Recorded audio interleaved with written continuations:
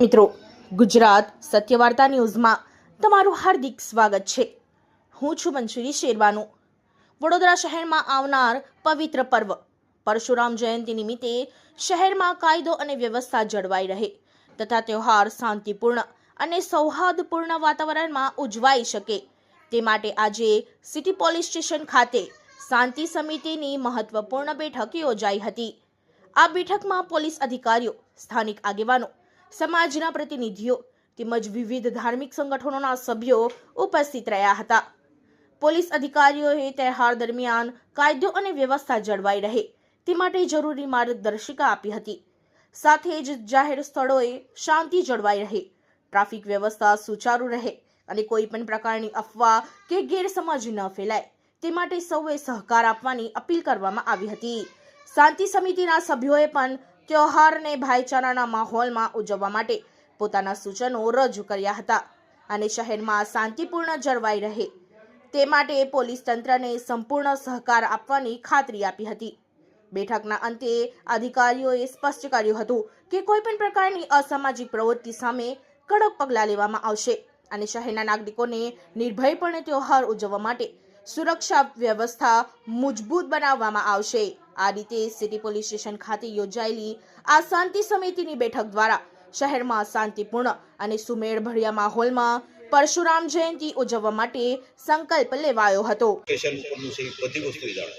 તમારે કંઈ કહેવાનું હોય તો એ પ્રમાણે આગળ તમે કહેજો। અને બીજી વસ્તુ કે જે શોભાયાત્રાનો પ્રોસેસનનો ભાગ છે એના મુખ્ય પોઈન્ટ એટલે કે આપણે વાણીગેટ દરવાજા છે, પછી માંડવી છે અને આગળ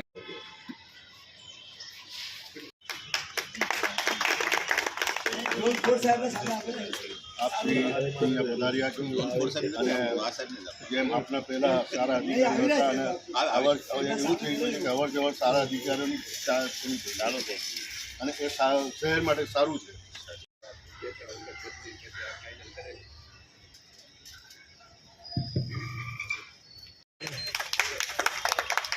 અને પોલીસનો અને પબ્લિકનો જે સંયોગ થવો જોઈએ એ જળવાયેલો છે। તમારી હાજરી હોય એ પણ ઈચ્છનીય વસ્તુ। અને બીજું 19 તારીખે આપણો મેઇન બંદોબસ્ત છે એટલે એ પહેલાંના દિવસોમાં 1-2-3 દિવસની વાર છે તો એ પહેલાંના દિવસોમાં તમારે ધ્યાને કોઈ વસ્તુ આવે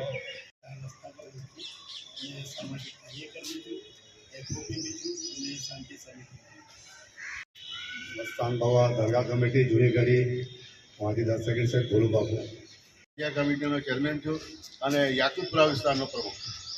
આજની મિટિંગમાં સિટી પોલીસ સ્ટેશન દ્વારા જે આવનારા દિવસોમાં પરશુરામજીની શોભાયાત્રા નીકળવાના છે એ શોભાયાત્રા વખતે શાંતિથી પસાર થાય અને ખુશનુમા હાલમાં પસાર થાય એના માટે અહીંયા મિટિંગ રાખવામાં આવેલી। અહીંયા નવા વરાયેલા સાહેબ દેસાઈ સાહેબ છે પીઆઈ એમને મિટિંગનું આયોજન કર્યું અને જે એમના મંતવ્ય જે છે એ રાખ્યા અને બધાને સમજાવવામાં આવ્યો કે ભાઈ આ વખતે અમે અલગ અલગ વિસ્તારમાંથી બોલાવીશું અને વિસ્તારવાળાઓએ આ વસ્તુ ધ્યાનમાં રાખીને શોભાયાત્રા સારી રીતે પસાર થાય એ કરવું છે। મુસ્લિમ સમાજ તરફથી કોઈ શોભાયાત્રામાં સ્વાગત કરવામાં આવશે?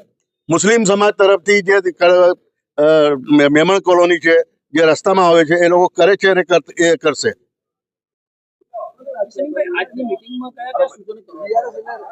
આજની મિટિંગના અંદર 19 તારીખે પરશુરામ યાત્રા નીકળવાની છે તે દિવસે શાંતિ સમિતિના મેમ્બરોએ પોતાના સ્થાન ઉપર ઊભા રહેવું અને શાંતિથી યાત્રા પસાર થાય એ પ્રમાણે પૂરેપૂરી જિમ્મેદારીના સાથે કામ કરવાનું છે। ખાસ કરીને જે આગામી પરશુરામ જયંતિ સબબ જે શોભાયાત્રા નીકળવાની છે એ બાબતે સિટી પોલીસ સ્ટેશનમાં શાંતિ સમિતિ મિટિંગનું આયોજન કરવામાં આવ્યું। તેમાં તમામ હિન્દુ, મુસ્લિમ આગેવાનો અને અન્ય પણ આગેવાનો હાજર હતા। એકબીજા સાથે ગુપ્તગુપ્ત કરવામાં આવી છે, પોતાના વિચારો વ્યક્ત કરવામાં આવ્યા છે અને વર્ષોથી જે શાંતિ સ્થપાઈને રહી છે એ શાંતિ એઝ ઇટ ઇઝ અને જે કોઈ આગેવાનો છે એ બધાનો સહકાર મળે એવી વાત કરવામાં આવી છે અને તમામ આગેવાનો છે, એફઓપી છે એનો હંમેશા પોલીસને સહકાર મળ્યો છે અને તમામ જે કોઈ શોભાયાત્રાઓ છે આપણે શાંતિપૂર્ણ પૂરી કરેલ છે। મિટિંગનો હેતુ જે આપણે કહેવાય છે કે રોજબરોજ જે વસ્તુ 2 મહિને 1 મહિને જ્યારે તહેવાર આવે છે તો જસ્ટ રિમાઇન્ડ થાય આ વસ્તુ આગેવાનો સુધી, આગેવાનથી પોતાની સોસાયટી સુધી પહોંચે એના માટે મિટિંગ રાખવામાં આવી હતી. શોભાયાત્રા છે એમાં પોલીસનું બંદોબસ્ત સંપૂર્ણપણે તમામ બંદોબસ્ત ગોઠવવામાં આવેલો છે.